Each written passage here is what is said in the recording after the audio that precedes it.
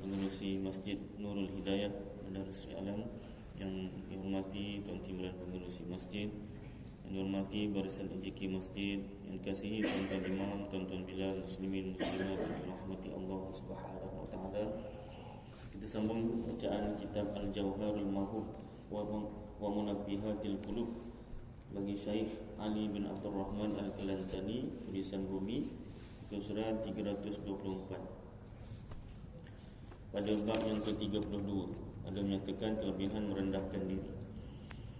Syahdan, tanda-tanda takabbur dan tawadhu'. Bermula hakikat takabbur itu melihat seorang akan dirinya terlebih tinggi dan terlebih besar dan terlebih mulia daripada orang lain, dan melihat ia akan orang lain hina dan kurang daripadanya. Takabbur, sombong tu maknanya nampak diri sini lebih tinggi, lebih besar, lebih mulia daripada orang lain, dan nampak orang lain lebih hina dan kurang daripada diri dia. Na'udzubillah min dzalik. Dan alamat takabbur itu, tanda-tanda takabbur itu ada kalanya nyata, nampak pada lidahnya. Dengarlah pada lidahnya. Seperti katanya, aku terlebih baik dan terlebih mulia daripada si fulan. Seperti firman Allah Ta'ala, hikayat cerita perkataan Iblis, A'udzu billahi minasyaitonir rajim. Bismillahirrahmanirrahim. Ana khairum minhu khalaqtani min nari wa khalaqtahu min tin. Shadaqallahul azim. Artinya lebih kurang, aku terlebih baik daripadanya, yakni daripada Adam. Engkau jadikan daku daripada api, dan engkau jadikan dia daripada tanah. Surah Al-A'raf ayat 12. Dan ada kalanya nyata nampak pada kedudukannya, seperti meninggikan kedudukannya dan mendahulukan tempatnya daripada orang banyak. Kadang-kadang macam tu. Dan ada kalanya nyata nampak pada ketika berbicara, bercakap dengan orang, seperti tiada mahu kalah perkataannya, nak menang aja. Kalau tahu orang kata pada tahu orang kata, kepalanya tahu semua. Baik daripada orang lain, dan tiada mengikut akan perkataan orang, dan jikalau salah perkataannya dan benar perkataan orang lain sekalipun, kalau betul memang dia betul, tak apa, itu teguh pendirian. Masalahnya nyata dia salah. Contoh, si A cakap sekian-sekian, berdasarkan hukum kitab sekian-sekian. Si B ni tak nak kalah, dia pun cakap sekian-sekian hukumnya, cuma tak ada sumber. Jadi dia lebih percaya yang tak ada sumber daripada yang ada sumber. Sedangkan dalam Islam ini sumber kita ada 4 dia. Yang pertama, sumber ilmu dalam Islam, sumber tak faham, menjauh kata source. Menjauh yang pada cakap Inggeris, source. Sumber pula, sumber. Sumber hukum dalam Islam. Ada berapa? Tak banyak. Yang pertama, Al-Quran. Al-Quran itu pun wajib rujuk kitab tafsir. Yang kedua, kalau Al-Quran semata-mata tak rujuk kitab tafsir, boleh jadi berdosa. Pertama, kalau tak cukup ilmu menafsir, ilmu nak menafsir ni wajib ada 15 cabang ilmu. 15 cabang ilmu. Bukan ada, maaf, menguasai. Bukan ada, menguasai. Kalau dibuat periksa exam 100% sudah menguasai. 90% belum cukup menguasai. Baru orang kata, kalau sekarang SPM 90 markah masih A bulan, belum dapat A+, A+91. Kalau nak A+, kan 91 baru A+. 15 cabang ilmu. Banyaklah. Ada ilmu ni lah. Saya SPM saja Science Stream 9, campur Arab saya pakai. Itu bukan ilmu akademik, dia ilmu berkaitan dengan tafsir lah. Bahasa Arab, ilmu lughah, ilmu nahwu, mantik, ilmu sharaf. Nak sebut 15 pun saya tak ingat. 5 tahun lepas pun saya sebut juga tak ingat juga sekarang.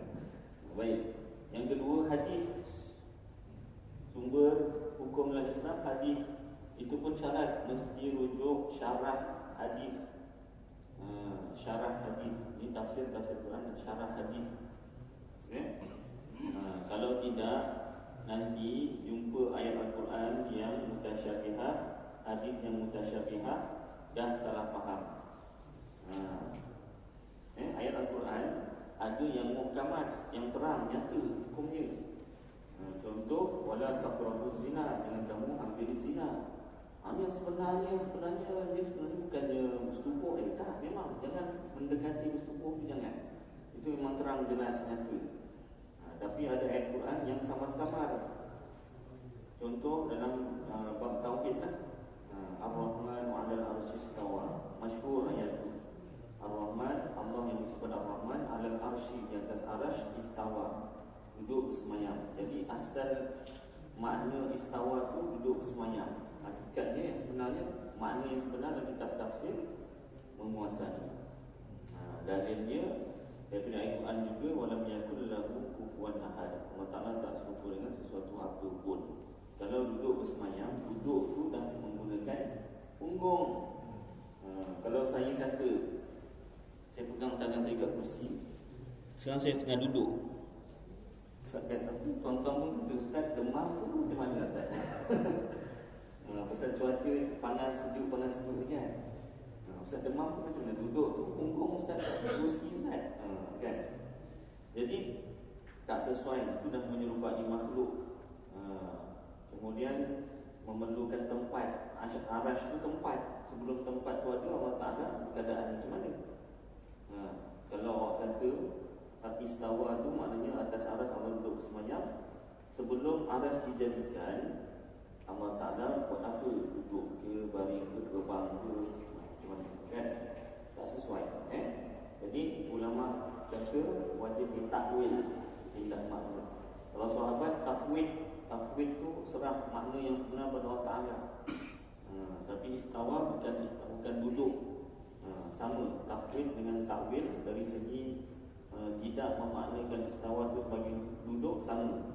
Cuma sahabat tafwid makna yang sebenar serah pada Allah. Kalau ulama mutaakhirin, ulama yang terkemudian, takwil pindahkan makna yang sesuai. Istawa sesuai makna dengan menguasai, ya.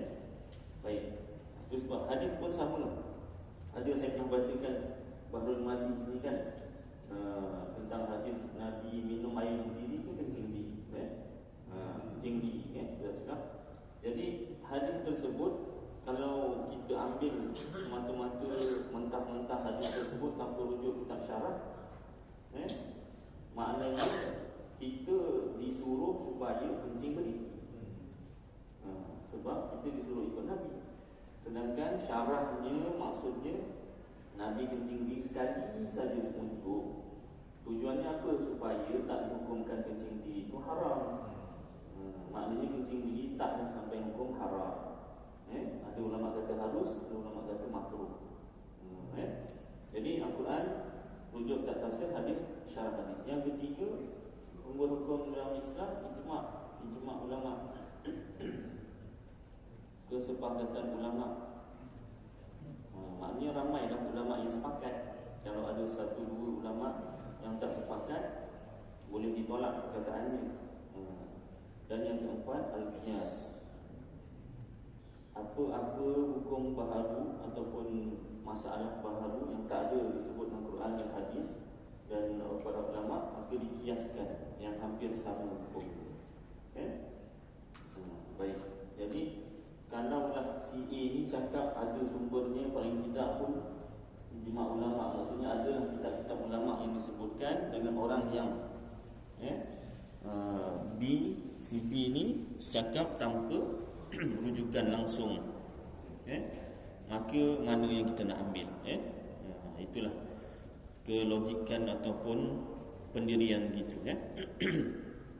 Jadi kalau seseorang dia bercakap tanpa ada sumber, terutamanya bab agama lah, bab lain tu mungkin boleh dimaafkan lagi, tapi itu pun bahaya juga, kan? Contoh kalau dalam kehidupan kita kan, kalau berbalah sesama manusia tentang sesuatu perkara, kita nak percaya yang ada sumber ataupun yang tak ada sumber. Baik. Jadi kalau dia tak ikut kata orang lain, walaupun dia tahu dia salah, orang lain tu betul, itu salah satu tanda-tanda takabur, sombong. Na'udzubillah min dzalik. Dan sabda Nabi sallallahu alaihi wasallam, la yadkhulul jannata man kana fi qalbihi mithqalu dzarratin min khardalin min kibrin. Artinya lebih kurang tiada masuk syurga orang yang ada pada hatinya setimbang semut yang kecil daripada biji sawi, daripada kibir, iaitu takabbur. Na'udzubillah min dzalik. Dan sabda Nabi sallallahu alaihi wasallam, yuhsyarul jabbarunal mutakabbiruna yaumal qiyamati fi surati dzarri yata'uhumun nasu lihawanihim 'ala Allah azza wa jalla. Artinya lebih kurang, dihimpunkan segala orang yang kuat-kuat yang membesarkan diri pada hari kiamat di dalam rupa semut yang kecil, padahal dipijaklah akan mereka itu oleh segala manusia kerana sangat hina mereka itu pada Allah azza wa jalla. Kita besarkan diri kita dekat dunia, Allah Ta'ala jadikan kita dekat kiamat kecil seperti semut, dipijak-pijak orang. Mati seterus saat tak mati, pijak sakit, tapi sakitnya tu macam nak mati tapi tak mati lagi. Itu yang masalahnya. Kalau mati terus tu mungkin sekejap je sakitnya tu kan. Masalahnya dekat kiamat tu dah dibangkitkan tak mati. Bila ahli syurga dah dimasukkan syurga, ahli neraka dah dimasukkan neraka, mati itu dijadikan seekor kibas tu kan, pada hikmah hari raya korban tu kan, kitab yang sama. Mati itu dijadikan seekor kibas lalu disembelih. Makna mati dah tak ada lagi. Baik. Dan sabda Nabi sallallahu alaihi wasallam, ma min adamiyyin illa wa fi ra'sihi silsilatun fis sama'is sabi'ah wa silsilatun fil ardis sabi'ati fa idza tawadda'a rafa'ahu Allahu bis silsilati ila sama'is sabi'ati wa idza tajabbara wada'ahu Allahu bis silsilati ila al ardis sabi'ati.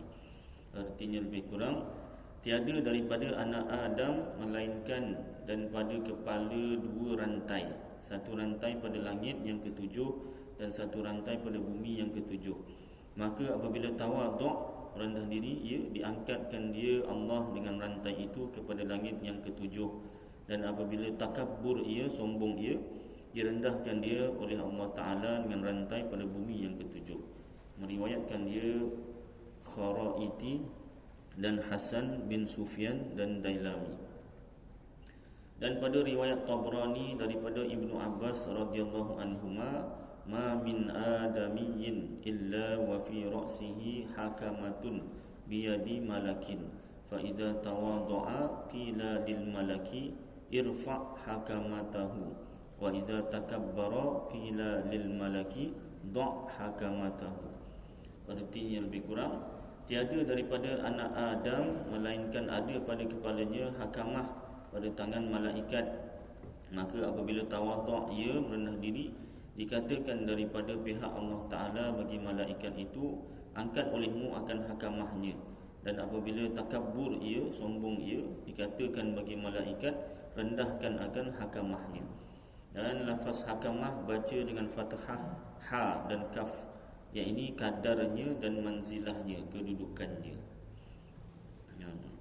Dan sabda Nabi sallallahu alaihi wasallam, "Idza ra'aitumul mutawadhi'ina fatawadhu lahum wa idza ra'aitumul mutakabbirina fatakabbaru alaihim."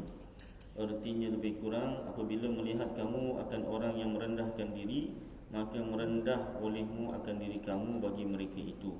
Dan apabila melihat kamu akan orang yang takabur, sombong, maka takabur, sombong olehmu atas mereka itu. Maka bahawasanya demikian itu menghinakan dan mengecilkan bagi mereka itu, seperti yang tersebut di dalam Ihya. Biar sedarlah, biar sedar dirinya.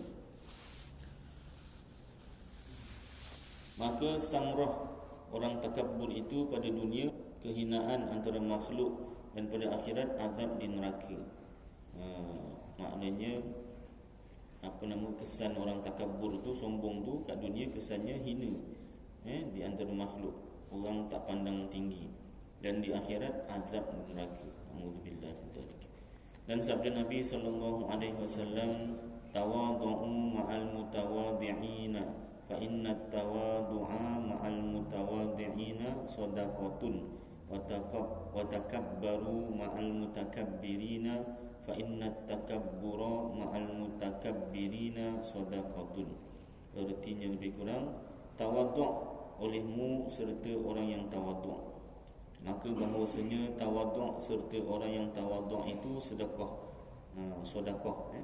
Dan takabbur olehmu serta orang yang mutakabbirin. Maka bahawasanya takabbur serta orang yang takabbur itu sedekah. Supaya dia tu sedar diri, bukan kita sama-sama dengan dia. Sama-sama sombong dengan dia, pakat jadi kawan, bukan. Maknanya lawan dengan sombong juga, supaya dia tu sedar diri.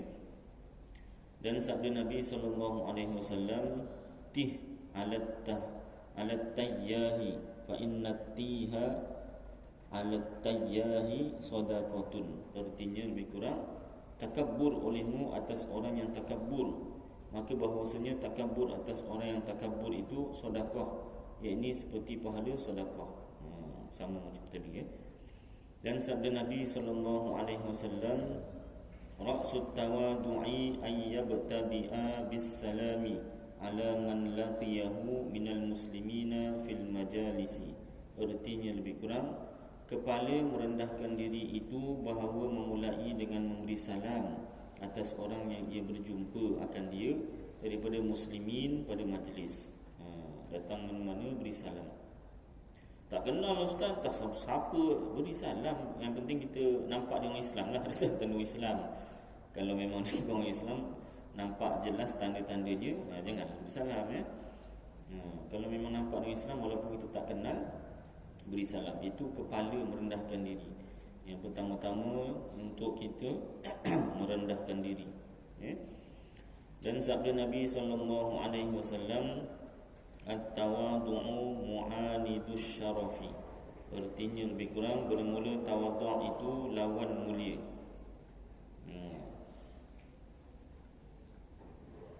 Baik.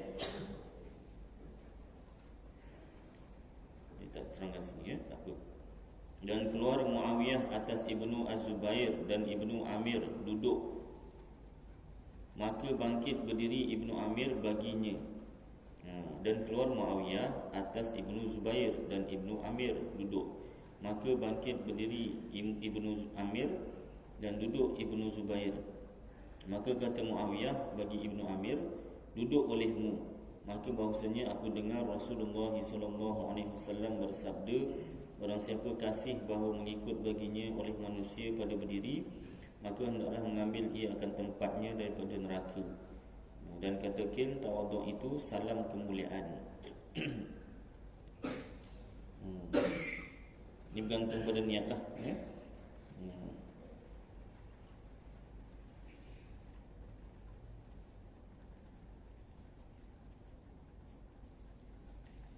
Baik, dan sabda Nabi SAW, "Al-karamut taqwa wasyarafu at-tawadu'u wal yakinul ghina."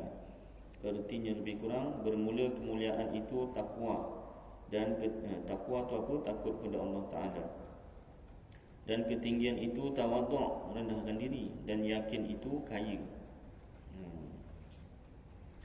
Menghendaki Nabi SAW dengan demikian itu, maknanya apa? Bahawasanya manusia itu bersamaan sekaliannya, dan bahawa kepujian dan kemuliaan mereka itu sesungguhnya dengan perbuatan mereka itu, tiada dengan bangsa mereka itu. Demikianlah menakalkan, menuliskan dia Azizi, ulama nama Azizi, daripada Manawi, dan bahawasanya orang yang yakin akan bahawasanya rezekinya telah ditakdirkan Allah baginya, tiada menyalahi akan dia, terkaya ia daripada bersungguh-sungguh pada tuntutnya, pada tuntut rezeki. Bila yakin rezeki itu ada, tu kaya lah tu. Dia tak mengharap terlalu tinggi. Dan sabda Nabi SAW, kullu dhi ni'matin mahsudun ala sahibiha illa tawadu'. Artinya lebih kurang, tiap-tiap yang mempunyai nikmat dihasadkan akan empunyanya, melainkan tawadu'. Dan sabda Nabi SAW, at-tawadu'u min akhlaqil anbiya'i wat-takabburu min akhlaqil kuffari wal fara'inati. Artinya lebih kurang, tawaduk itu rendah diri daripada perangai segala anbiya, sifat-sifat anbiya, nabi-nabi. Dan takabbur itu, sombong itu daripada perangai segala kuffar, orang-orang bukan Islam, dan segala Fir'aun. Fir'aun ada banyak. Dan sabda Nabi SAW, man takabbara 'alal fuqara'i la'anahu Allah, wa man takabbara 'alal ulama'i akhzahu Allah. Artinya lebih kurang, barang siapa takabbur, sombong atas fuqara, orang fakir. Orang satu fakir, banyak fuqara, dia sombong. Fakir ni macam mana? Dari segi pendapatan dia dalam kitab Matlabul Badrain, lebih kurangnya kosong hingga tak sampai separuh. Kosong hingga separuh pendapatannya. Contohnya perbelanjaannya sepatutnya satu bulan RM1,000 contoh, untuk makan, pakaian, tempat tinggal. RM1,000 dia perlukan, dia dengan keluarga dia lah contoh. Tapi pendapatan dia kosong hingga 500, tak cukup. Itu fakir. Kalau pendapatan dia RM501 hingga RM999, itu dikira miskin. Kalau tepat-tepat 1,000, itu dah dikira kaya, cukup lah. Lebih daripada tu dah kira mewah lah. Baik. Jadi barang siapa kabur, sombong atas fuqara, orang fakir, dilaknat akan dia oleh Allah Ta'ala. Alhamdulillah. Dan barang siapa takabur, sombong atas ulama, dihina akan dia Allah Ta'ala. Maknanya tak boleh sombong dengan Ustaz Aidil. Bukan Ustaz Aidil ni ulama ni, maknanya kitab. Kitab. Bukan Ustaz Aidil aja. Andai kata ada kawan-kawan kita sampaikan ajaran kitab ni, dalam kitab macam ni, dah mana ini engkau dengan kitab engkau je ni, yang ni lain, orang lain semua lain, tak sama. Itu menghina ulama. Kitab tu lah makna ulama tu, kitab. Ustaz Aidil tu kan baca kitab je, tuan-tuan pun baca kitab sama. Kita sama level, cuma saya kat depan je, kalau tuan-tuan kat depan sama. Biasa cuma ada tauliah tu je. Kalau tuan-tuan ambil interview, dapat sama dah, sama. Baik. Jadi jangan takabur, sombong dengan ulama. Sombong ulama macam mana? Terangkan hukum ataupun ilmu daripada kitab, ditolak. Mentah-mentah ditolak. Alhamdulillah. Dan tersebut di dalam Ihya, kitab Ihya, sabda Nabi SAW bagi segala sahabatnya, pada satu hari, apalah bagiku tiada aku lihat atas kamu akan manis ibadat. Maka sembah mereka itu, tanya mereka itu, dan apa manis ibadat? Sabdanya tawaduk, rendah diri. Dan sabdanya SAW, afdalul ibadatit tawaduk. Ertinya lebih kurang bermula yang terlebih afdal ibadat itu tawaduk. Dan tersebut di dalam Majmu' Al-Bayan daripada As-Sadiq radhiyallahu anhu, katanya masuk Rasulullah sallallahu alaihi wasallam pada satu hari atas Siti Fatimah, jumpalah anaknya radhiyallahu anha, dan atasnya kain daripada tallatul ibil, bulu unta, dan ia duduk mengisi syair. Syair ni apa nama ni, bukan syair apa puisi yang Melayu. Syair ni maksudnya gandum ni, gandum dengan dia, dan menyusu akan anaknya. Maka keluar air mata Rasulullah sallallahu alaihi wasallam tatkala melihat akan dia. Maka sabdanya, hai anakku, segera olehmu akan pahit dunia dengan manis akhirat.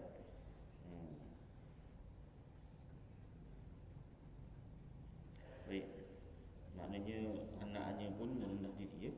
Soalan. Ya.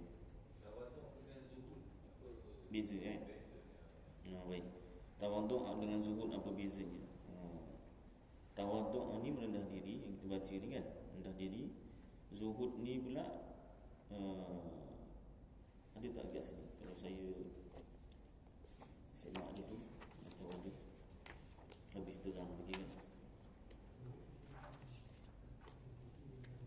Yang biasa kita dengar zuhud ni menolak dunia kan.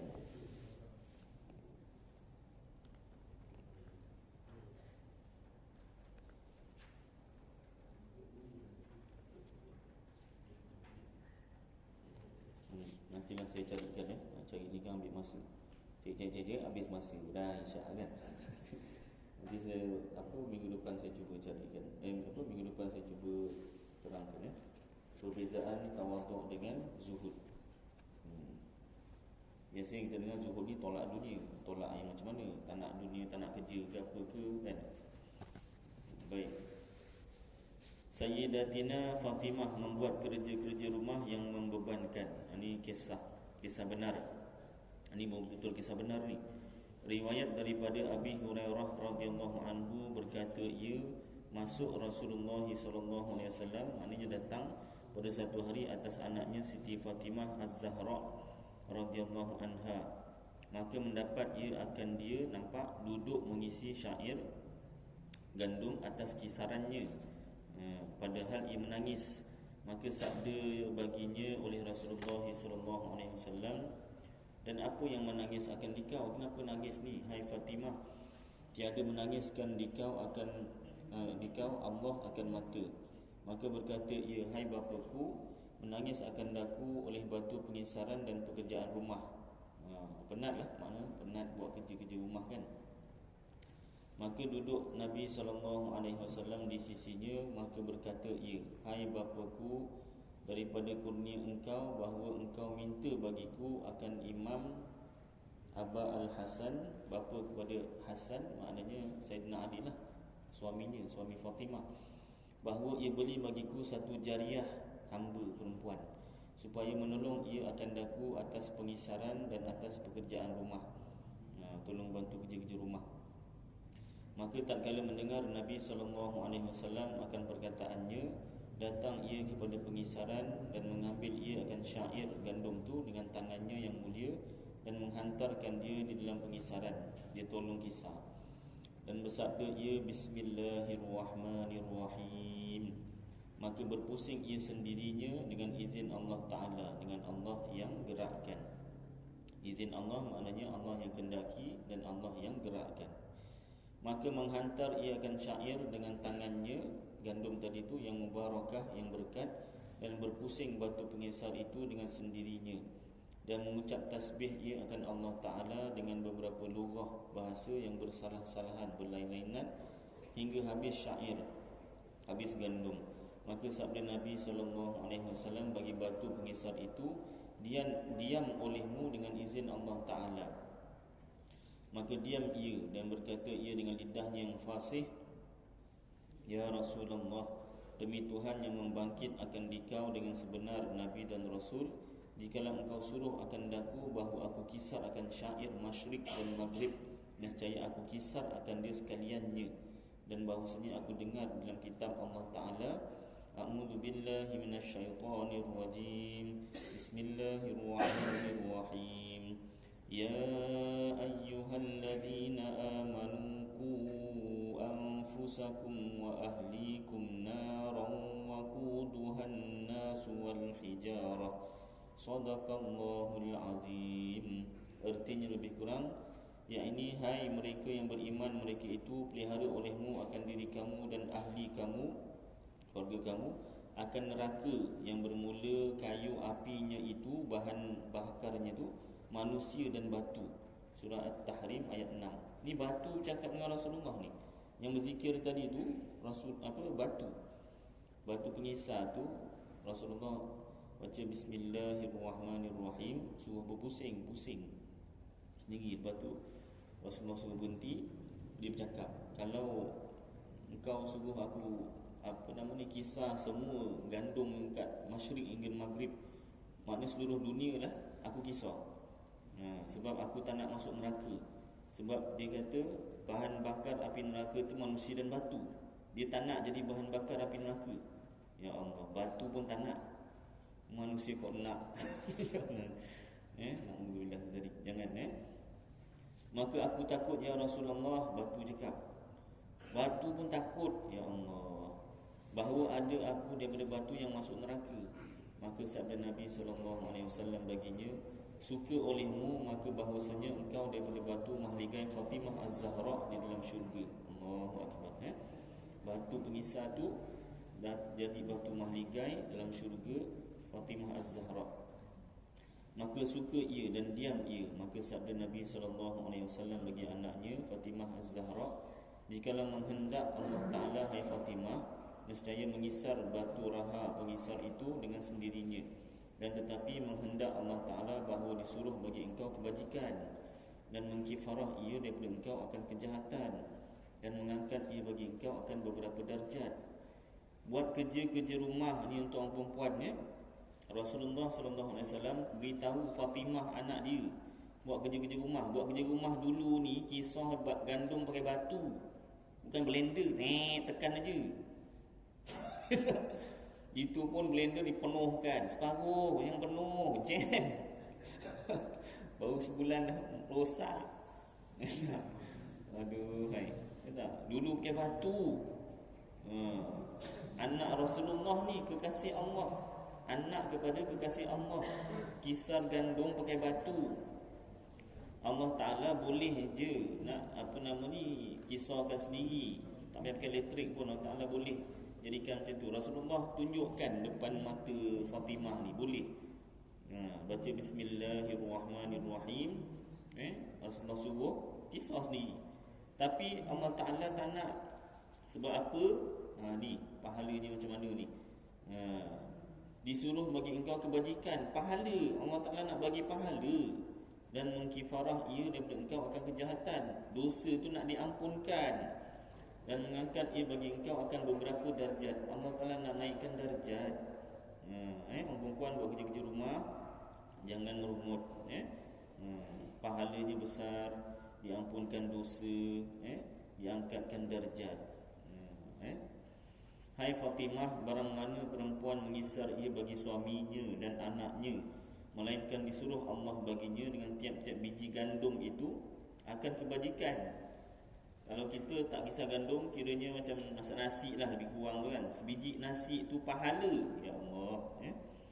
Dan dihapuskan daripadanya akan kejahatan.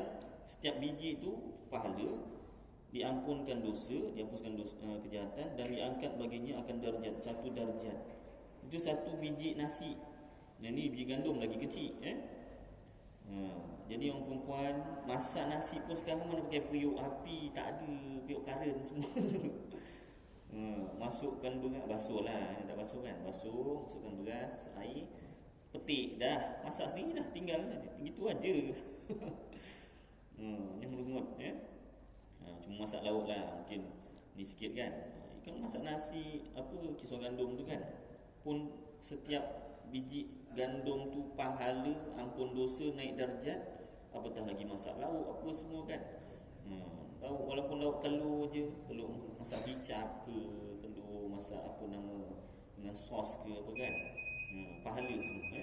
Hai Fatimah, barang mana perempuan yang berpeluh ia pada ketika mengisar ia bagi suaminya, melainkan dijadikan Allah Ta'ala antaranya dan antara neraka 7 kota.